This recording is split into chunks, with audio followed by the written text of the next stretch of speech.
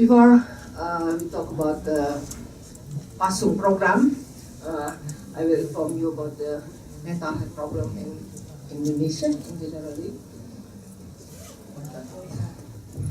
Okay. We don't have a new data. It's still in ongoing process for the basic health research in 2013. We are waiting for the result, and maybe this month it will be provided. But from the survey in 2007, the prevalence of the severe mental health disorders was nearly 1.5%. It's about more than 1 billion people has a severe mental disorder. Yeah, you know that Indonesia is sometimes hard to get the data, but there's a small survey in Lewilayang, West Java, and showed that the treatment gap in Indonesia is quite high. Was 96.5%.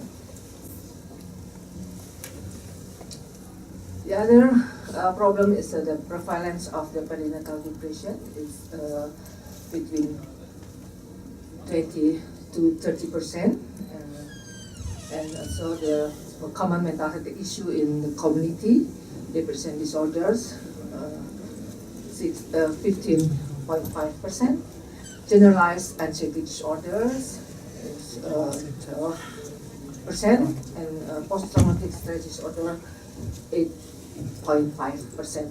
This is the result from the collaboration research in West Java in 2011.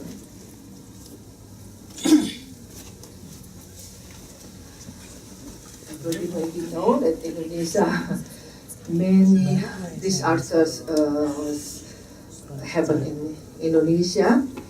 So mental health problems due to the natural disaster is also the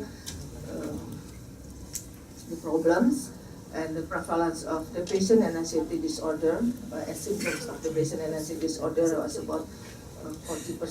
This data is from the West Java after tsunami in West Java in 2010. This study is from the Dr. Imasa et al. Collaboration between Faculty Medicine of University Indonesia and Faculty Medicine of University of Pajajaran, West Java. And another problem also is about the student role, especially in the big cities, and other mass violence, and migrant workers, problem with the migrant workers, and human trafficking, and it also related with the mental health problems. For the mental health services in Indonesia, even we know that there is a WHO strategy plan that in 2020 we have to reduce the bed capacity in mental health hospital until 20%, but we are still has 61 mental hospital available in 27 provinces, and 17 of the mental hospital was a private mental health hospital. 22 provide subspecialty services like such as the pediatric or pediatric psychiatry clinic, and also the drug treatment clinic. And total bed of the capacity in the mental health hospital is 7,700, and the rate of the bed capacity 3.3 per 100 million population. 7 provinces do not have a mental hospitals, and 3 provinces has not a psychiatrist.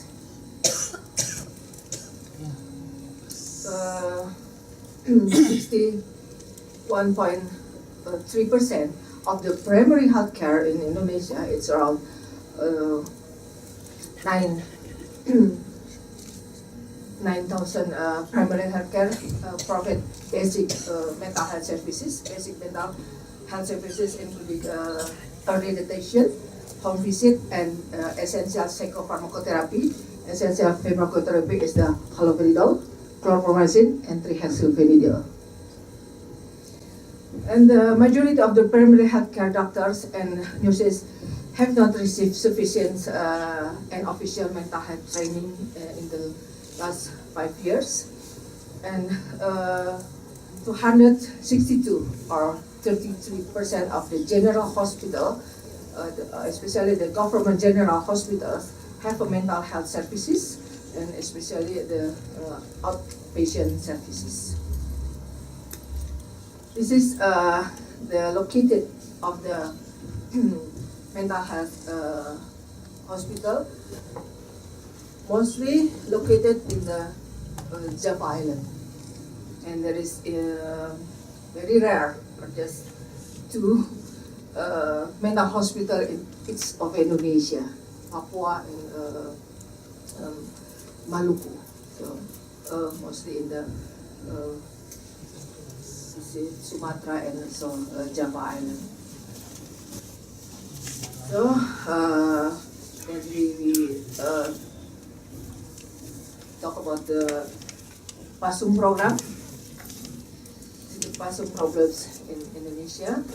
The estimation of the people who are restrained physically were 18,800 people. We have a data from 21 provinces. There were 4,205 reported cases,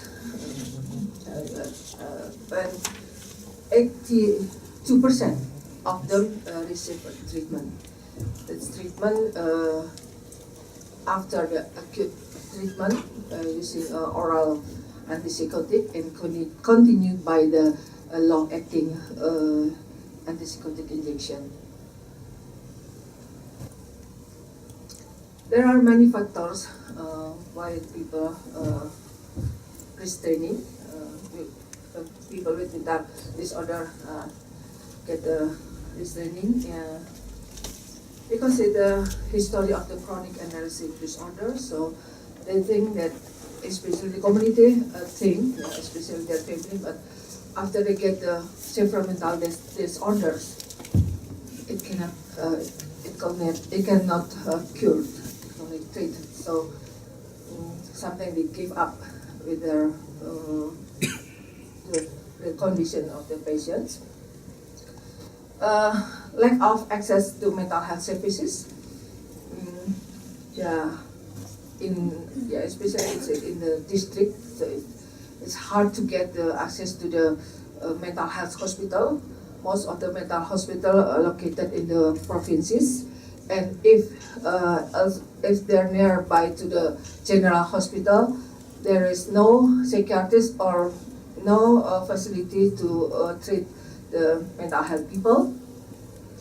The other factor is the family burden. Most of them has no job and demanding to their family, and unproductive people. Low response to pharmacotherapy. As I mentioned before, that in many of the hospital, even in the mental hospital, they just have a limited medication, especially typical